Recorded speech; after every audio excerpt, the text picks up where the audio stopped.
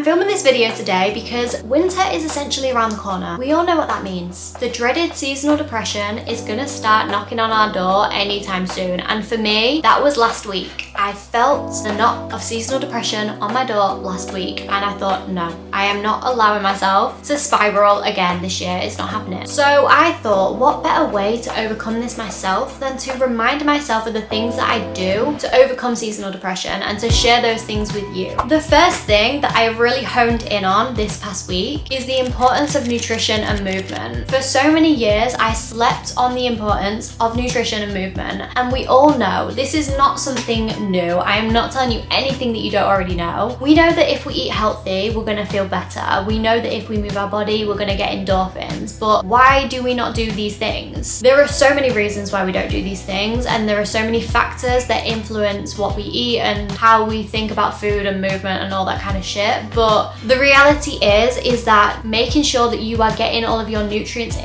and moving your body will genuinely make you feel better. I would say that the vast majority of people see exercise as optional, because I know for me at one point I definitely saw it as an option. Like, I didn't think that I had to move my body. I wasn't at school anymore. I didn't need to do PE. No one was forcing me to do workouts. So I just thought it was optional. But just because nobody is forcing you to do something, that doesn't mean that it's optional. I mean, it kind of does, low-key, but it doesn't. Like, if you care about the greater good of your health, you need to make it a priority and not make it an option. You don't need to move mountains. You don't need to be doing the most. Like, I am a firm believer that little and often is so much more than going extreme and then doing nothing at all. Just making sure that you're moving your body for at least 10 minutes a day is going to make you feel so much better. And movement is genuinely, like, when you start looking at movement as medicinal, you start to see it in a different way. So when I'm feeling really stressed at work and I've had a really stressful day, and after work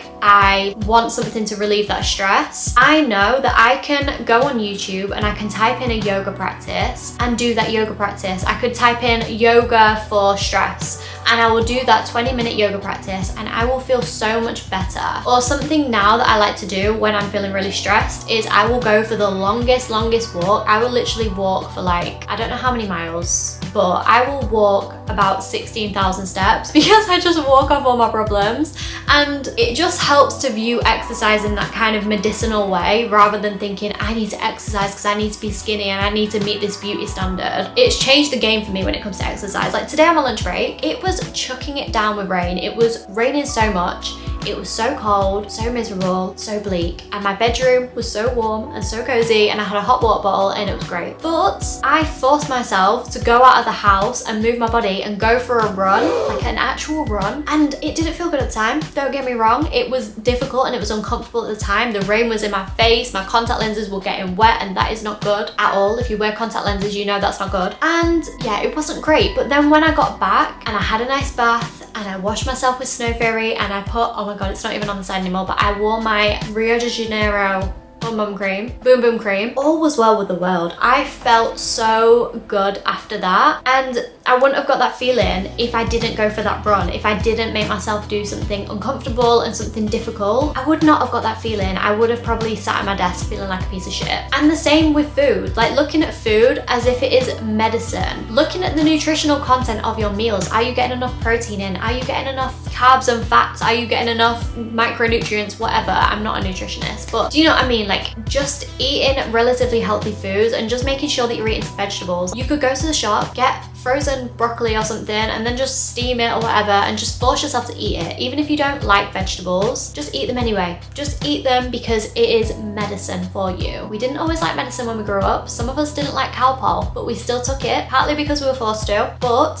also because it's medicine and it will make you feel better. I used to hate vegetables when I was a teenager. I hated them so much. I was such a picky eater. Now I eat absolutely everything because obviously my taste buds have evolved, but I genuinely trained myself to like vegetables. I did not like vegetables at all. I used to force myself to eat vegetables because I knew they were good for me. And then eventually you get to the point where you're like, oh, actually, I am craving vegetables. My body is craving a bit of broccoli. When I came back from New York, my body was craving vegetables so badly. Like, I loved the American food. It was really great. It was really addictive, but I genuinely felt like I was not in a good way.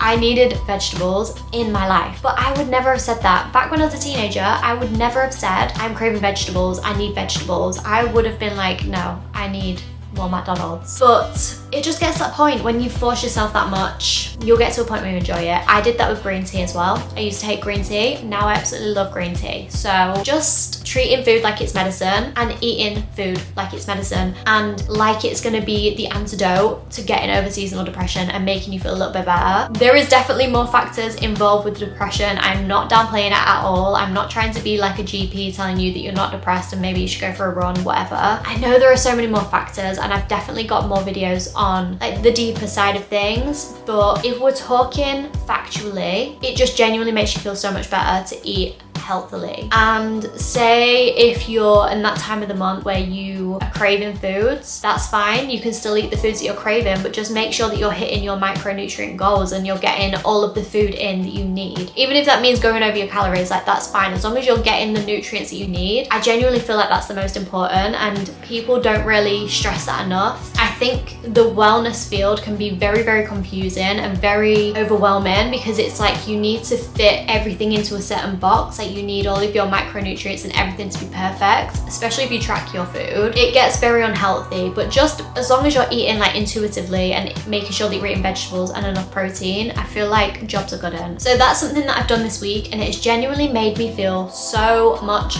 better. And I just felt like I needed to remind you guys because we all need that reminder sometimes. So another thing that I did this week to kind of pull me out of that seasonal depression spiral is immersing myself with positive, healthy, and motivational content.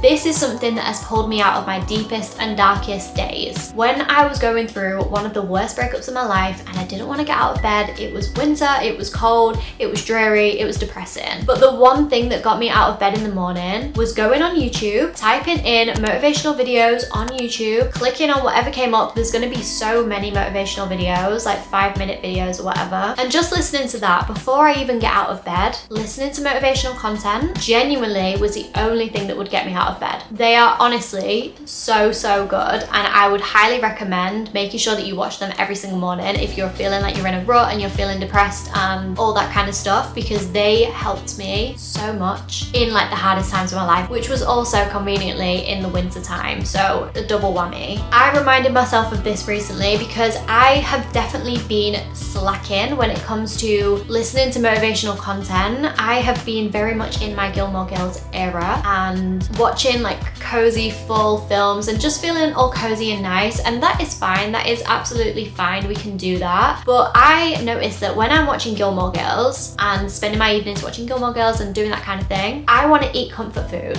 I want to eat sweets. I want to eat biscuits and tea. I want to eat everything that's bad for me. Whereas this week, I have been making sure to not really watch Netflix that much. I've been watching it when I've been with my boyfriend, but not watching it on my own. I'm really just saturating my mind with inspirational and educational content. So I've been listening to podcasts again. I've been listening to self-development things again. A podcast that I'm really loving at the minute is What's the Juice? That podcast is so good. I love it. And she starts off with like an astrology. She like asks people to sign in, and it's like, what's your sun, moon, and rising? And I am all about that life. So that's really what sold me on her. But just listening to motivational podcasts and YouTubers, I am loving Hailey Gamber at the minute. Hailey Gamber is killing the game. She's doing so great. Like, I feel like she's really consistent at the minute, and I'm here for it. Even when the content doesn't necessarily match up to my life and what I need to hear in my life, I just put her videos on because I love her vibe. I love just the consistency and the energy that she's bringing to YouTube. So highly recommend Hailey Gamber. She is the self-care queen. Also, Alicia Gogan, I absolutely love her videos. Her videos have changed my life completely. So if you've not already heard of Alicia, definitely check her out because she is great. Tam Core. I also really like Lynette Atkins. I can't really think of any other motivational, like inspirational YouTubers right now because I kind of go through phases where I'm obsessed or I'm like not watching at all kind of thing. So I kind of like go between the same 3 YouTubers, and then I'll listen to like one podcast at a time. My brain cannot take in any more than that. But it's really helped me, especially listening to What's the Juice. That's like more of a kind of holistic wellness and health podcast. It really motivates me to want to be be very healthy and want to be the best version of myself. I was listening to that podcast a couple of months ago and I kind of fell off the bandwagon a bit because it can get a little bit overwhelming when you are listening to all of these different things. I got so obsessed at one point with sugar and like not eating sugar to the point where it was like getting a little bit obsessive and a little bit crazy, and then obviously that's not sustainable and I fell off that, and that kind of led me into the slump that I was getting into. So definitely don't overdo it and don't make it your entire existence and your entire life, but I do just think it helps me stay on track and stay motivated when I am watching content from people who are also staying on track and staying motivated. It just inspires me so much. The third and final tip that I want to share with you guys, which I have had to hammer into my mind,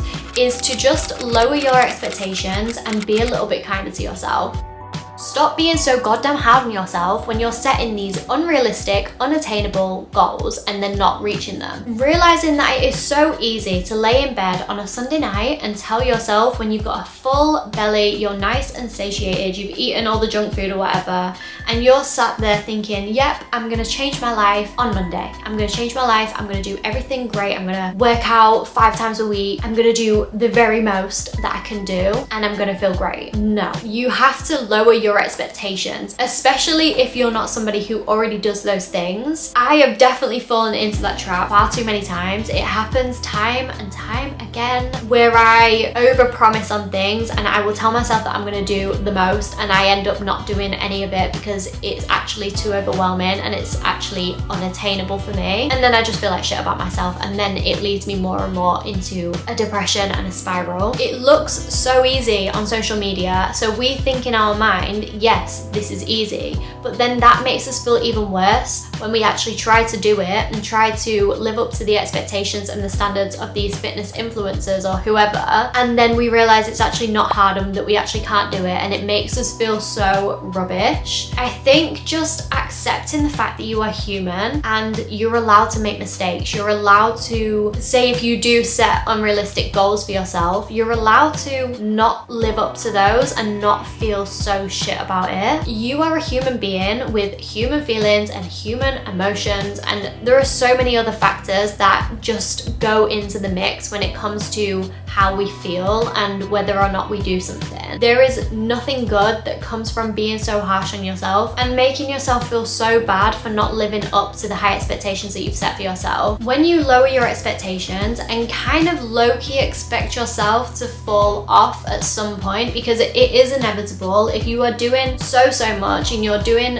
amazing things, sometimes it is easy to fall off and fall back into old habits, and that is the whole process of healing and learning. And that is something that I've definitely had to learn, is that it's not gonna just be a linear experience. It is gonna keep going up and down, and you will keep going around in these cycles and doing these things again and again and again until you actually learn from it. And this year has just been a whole lot of me falling off track, getting back on track, falling off track again, and the cycle just goes on and on and on. But realizing that that is actually the whole point of life, and that is how we learn things. It's not the end of the world if we fall off track and we don't stick to our goals exactly. It's also not the end of the world if you fall back into old habits and you start doing things that no longer serve you anymore, but you do them because it is part of your subconscious programming and it's all you've ever known. That is completely normal. So just not being so harsh on yourself, and not, I want to say, like, not telling yourself not to be depressed, because obviously that's probably why you clicked on this video, because you don't want to be depressed. Nobody wants to be depressed, but I think there's a lot of peace that comes in knowing that it is completely fine to be down and be sad and feel a little bit low and low-key depressed during this time of the year when it's cold and it's dark outside and we're not getting the vitamin D that we need. It is completely normal, and so many of us are going through it, and you can only do the best that you can do. There's only so much good food that you can eat, you know? And I think just being prepared for falling off track and feeling a little bit shit actually lessens the blow a little bit, and it makes it not as bad. When I'm trying to force myself to be positive and force myself to not be depressed, that is actually when it hurts the most. Okay, I'm gonna round that video off now because my camera is about to die, and I've tried filming this so many times today. I'm feeling very scatty and crazy. I've not been doing my meditations recently, and I do think that's part of the reason why. Thank you so much for watching. I love you guys so much. Please make sure to like, comment, and subscribe if you enjoyed this video, and I hope to see you again very soon. Bye!